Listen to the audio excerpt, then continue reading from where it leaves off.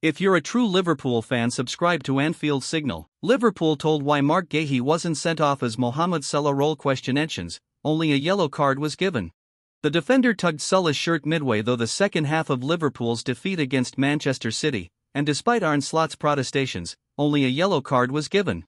Former Premier League referee Dermot Gallagher has explained why Craig Pawson's decision not to send off Mark Guehi against Liverpool was correct.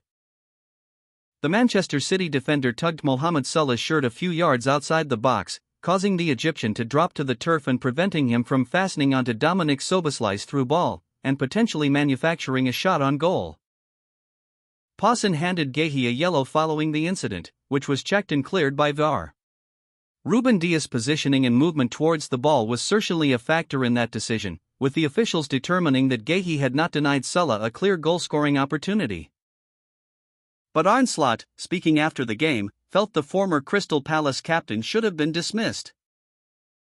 If you follow the rulebook, and you have a clear shirt pull by Guehi on Mo Salah, who for 8 years has been scoring that ball 100 times out of 100, a bit of an exaggeration, and it is not a red card, then there is more of my frustration, claimed the Dutchman. However, Gallagher does not share that opinion.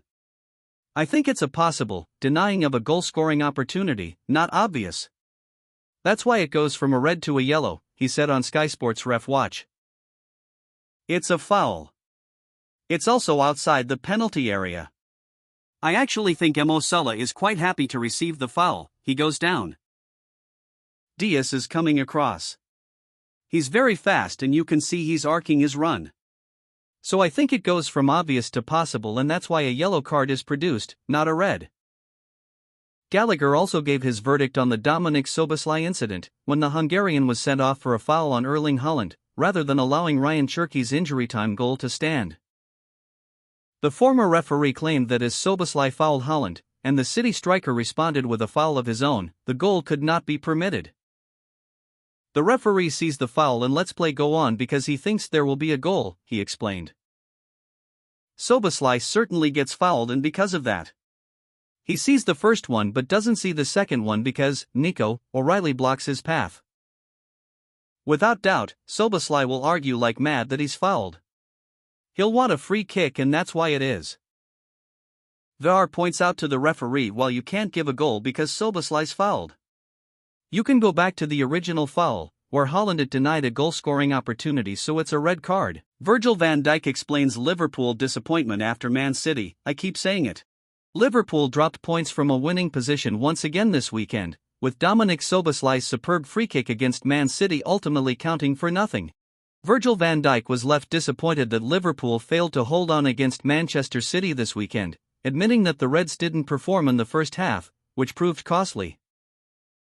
Despite going a goal ahead through Dominic Soboslai with around 15 minutes to play, things quickly unraveled near the end. Bernardo Silva and Erling Haaland scored before the Hungarian captain was sent off for denying a goal-scoring opportunity, further compounding the Anfield side's misery. With Liverpool's inconsistency this season evident, this was the latest example within one game, with the first half seeing Manchester City on top and the Reds leveling things out in the second half. It's always difficult to accept a loss, especially at home, Van Dijk told reporters. If you really analyze the game as a whole, 95 minutes, City was much better than us in having the ball. They created some opportunities, but not massive. Second half, we did much better and created opportunities, but the penalty is the deciding factor. At the moment, I'm disappointed that we lost. We were trying to be more direct, with much more long balls, winning if not the first ball then the second, and go from there. They tried to shut off our left side and Haaland was constantly with me. We weren't good enough in that sense. When we had the ball, we couldn't get that much pressure that we wanted. That's why they controlled the first half as they did. Second half, we turned it around a little bit and got more control. We made better decisions and made more challenges. I don't know if we dropped too deep after going ahead. You also have to remember that you play against City, who is very comfortable on the ball. At times, when you don't win the ball, and we did many times as well, the decisions could have been better. It is easy now to say we maybe dropped off too much and that is why they scored the equalizer. Overall, The feeling I have right now is that the first half, we weren't good enough. The second, we were much better, and we're disappointed that we lost. This game represented the sixth in the Premier League this season in which Liverpool has conceded in stoppage time. In total, it is 8 points dropped in that period.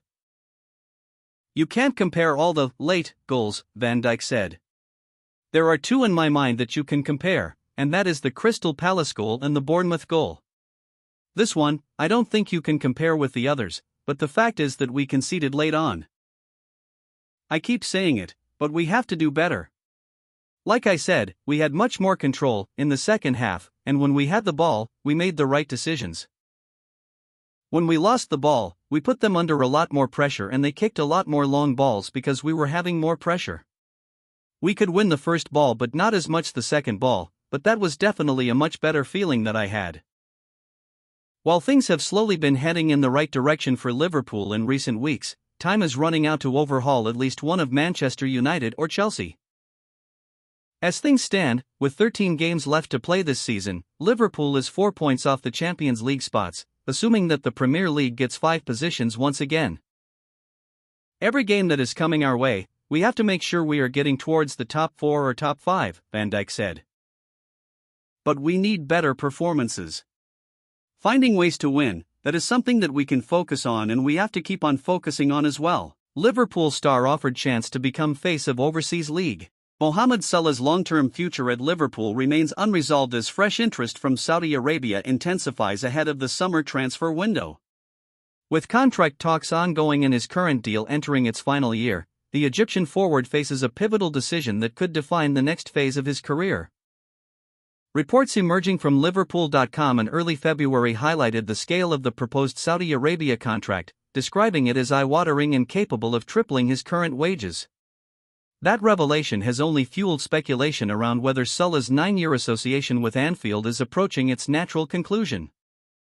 While Liverpool remain keen to retain one of the most influential players in their modern history, the growing financial power of the Saudi Pro League presents a challenge that few European clubs can comfortably resist. Saudi Arabian officials continue to view Salah as a potential flagship signing, capable of elevating the league's global profile. Following Cristiano Ronaldo's uncertain future in the Middle East, attention has increasingly shifted towards identifying a new marquee name.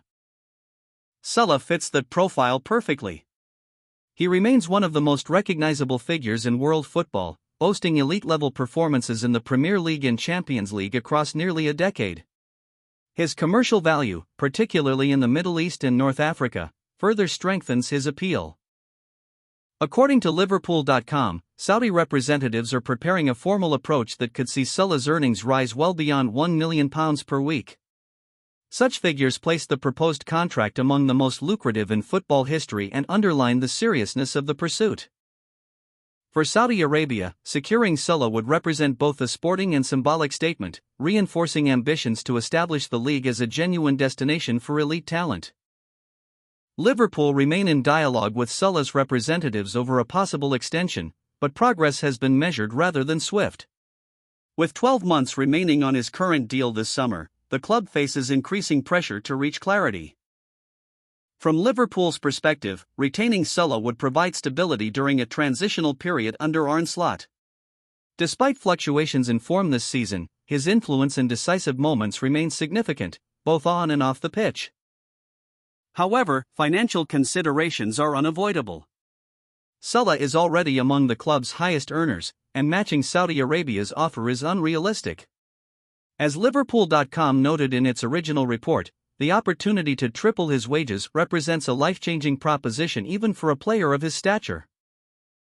Allowing him to enter the final year of his contract without resolution risks weakening Liverpool's negotiating position and raises the possibility of losing him for a reduced fee or even on a free transfer. Salah's current campaign has been more subdued by his own exceptional standards. He has struggled at times to recapture his most explosive form, with his goal return reflecting Liverpool's broader inconsistency. At 33, turning 34 this summer, he is approaching a stage where long-term security becomes increasingly relevant. The Saudi Arabia contract on offer aligns with a growing trend of established stars opting for financial certainty later in their careers. Yet Salah remains fiercely competitive. He continues to express a desire to perform at the highest level and has shown little public inclination towards easing into retirement. Balancing sporting ambition against financial reward will be central to his thinking. A move now could secure generational wealth, while staying in Europe would preserve his position among the game's elite performers. Liverpool's wider transfer strategy is closely tied to Salah's outcome. Should he depart, significant funds would become available for reinvestment, potentially reshaping the squad. Replacing his output and leadership, however, would be an immense challenge. Over the past decade, he has been the team's most reliable attacking figure, delivering consistency that few players in world football can match.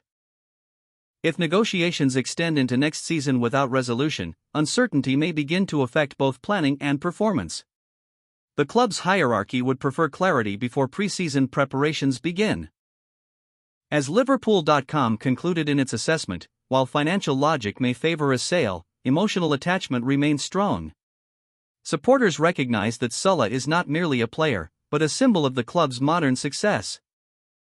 The coming months will therefore prove decisive. Whether he commits to Liverpool, embraces a Saudi Arabia contract, or delays his decision, the outcome will have far-reaching implications for all parties involved.